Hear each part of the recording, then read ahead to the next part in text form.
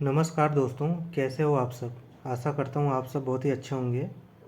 तो इस वीडियो में आज हम आपको गुणनखंड सिखाने वाले हैं।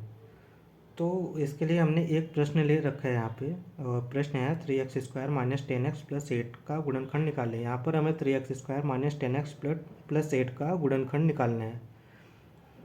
तो सबसे पहला स्टेप हमारा ये होता है, हम क्या करते हैं, हम पहला वाला नंबर देखते हैं और लास्ट वाला नंबर देखते हैं और इन दोनों का हम मल्टीप्लाई कर देते हैं। तो हमारा पहला वाला नंबर 3 है और दूसरा लास्ट वाला नंबर हमारा 8 है। जब इनका हम मल्टीप्लाई करते हैं तो ये आता है 24। अब आते हैं हम दूसरे स्टेप पे।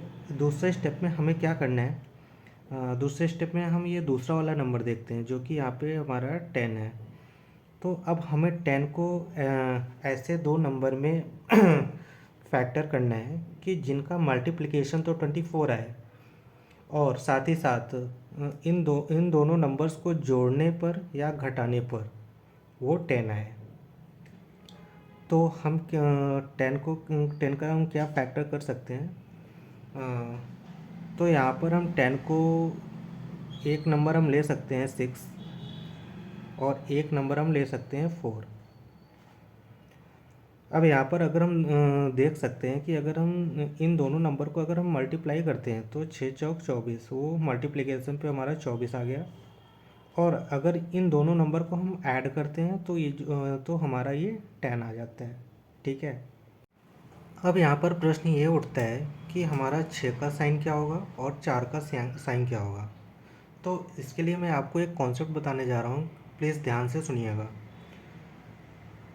तो यहाँ पे हमने दो नंबर्स का मल्टीप्लिकेशन किया था तो हमारे पास 24 आया था। ठीक है।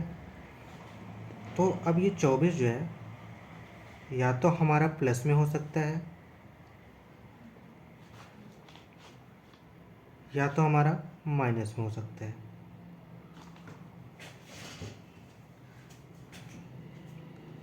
ये हमने देख लिया। अब इसके बाद हम दूसरा नंबर यहाँ पे देखते हैं, ये जो कि हमारा ये 10 है। ठीक है। तो यहाँ पर दो केस बनता है। ये 10 जो होगा हमारा, या तो हमारा +10 हो सकता है या तो हमारा -10 हो सकता है। इस केस में अगर हमारे प्लस ये हमारा 24 अगर प्लस में है और अगर यहाँ पर हमारा ये जो 10 है वो अगर हमारा प्लस में होगा तो हमारे जो दो फैक्टर्स आए हुए हैं, हमारे फैक्टर्स क्या आए हुए हैं, 6 और 4, यहाँ पर हमारा दोनों ही प्लस में होगा। अब दूसरे केस में हम देखते हैं, अगर हमारा 10 माइनस में है, 10 माइनस में है तो हमारे यहाँ पर दो फैक्टर हैं 6 और 4, तो हमारे यहाँ पर दोनों ही नंबर माइनस में होंगे। अब आते हैं हम दूसरे केस में, अगर हमारा ये 24 माइनस में होगा तो यहाँ पर दो केस होता है कि प्लस अगर हमारा या तो 10 हमारा या तो प्लस में होगा या तो हमारा माइनस में होगा।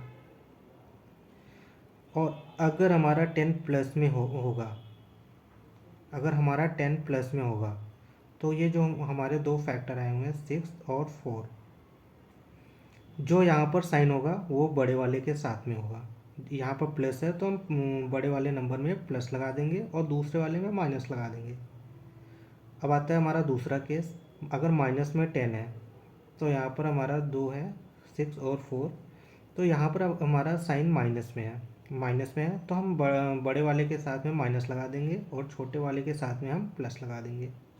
ठीक है। हमारे केस में क्या है, यहाँ पर हमने +3 और +8 का मल्टीप्लिकेशन किया हुआ है, तो इसका मतलब हमारा 24 जो है वो प्लस में आया हुआ है, प्लस में आया हुआ है हमारा। तो अब ये हमारे जो प्लस में 24 आया हुआ है तो हमारा ये दो केस अराइज होते हैं। और अब फिर हम दूसरा वाला नंबर देखते हैं जो कि यहाँ पर हमारा माइनस में 10 है, तो हम इधर आ जाते हैं, ये -10। तो यहाँ पर क्या आता है, हमारा माइनस में 6 है और माइनस में 4 है। इसका ये मतलब हुआ कि अब हम जो 10 का हम जो भी फैक्टर करेंगे वो हमारा उसका एक नंबर -6 में होगा और दूसरा नंबर -4 होगा। ठीक है। अब हम आते हैं अपने क्वेश्चन पे। तो हमारा क्वेश्चन है 3x² माइनस 10x प्लस 8। अब हम यहाँ पर अपने फैक्टर्स को अप्लाई कर देते हैं। तो ये हमारा हुआ 3x² माइनस, पहला फैक्टर हमारा -6x, दूसरा है हमारा -4x, प्लस में 8 है।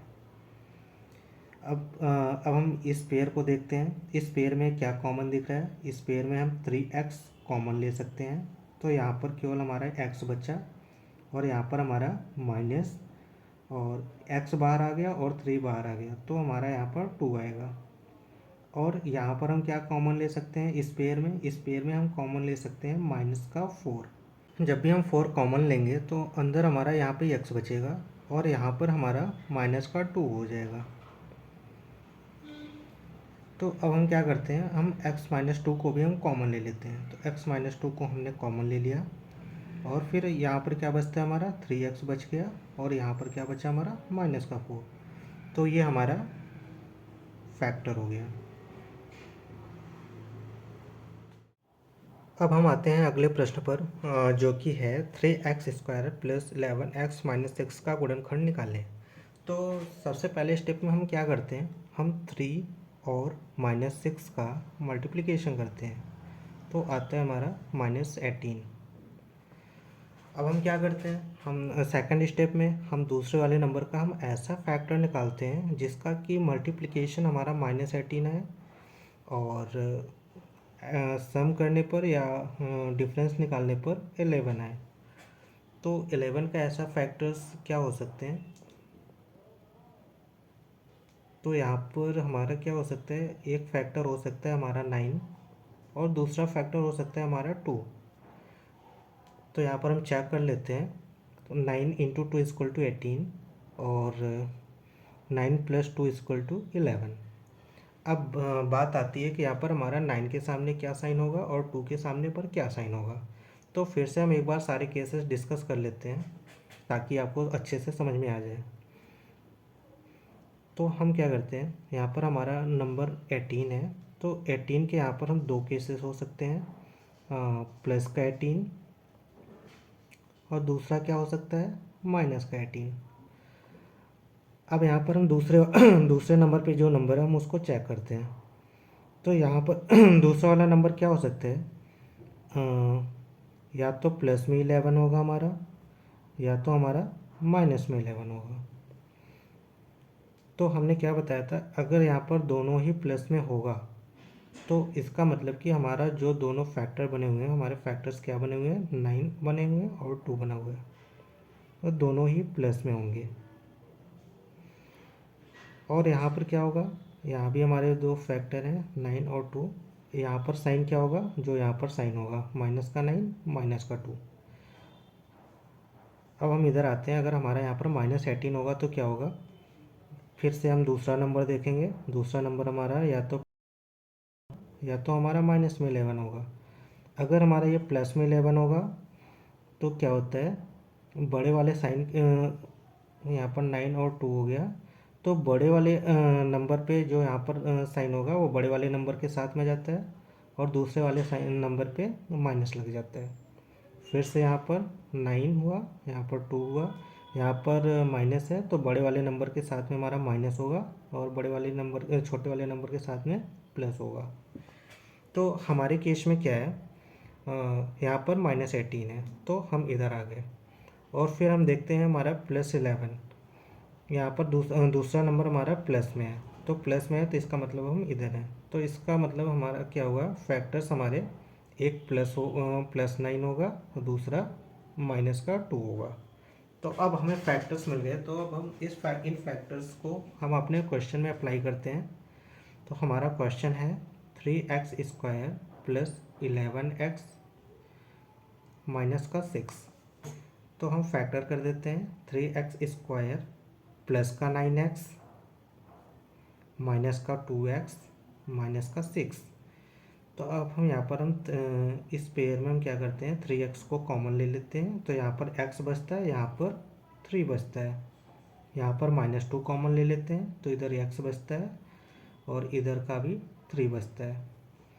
अब हम क्या करते हैं, x + 3 को कॉमन ले लेते हैं, तो हमारा इधर का 3x बचता है और इधर -2 बचता है। तो ये हमारा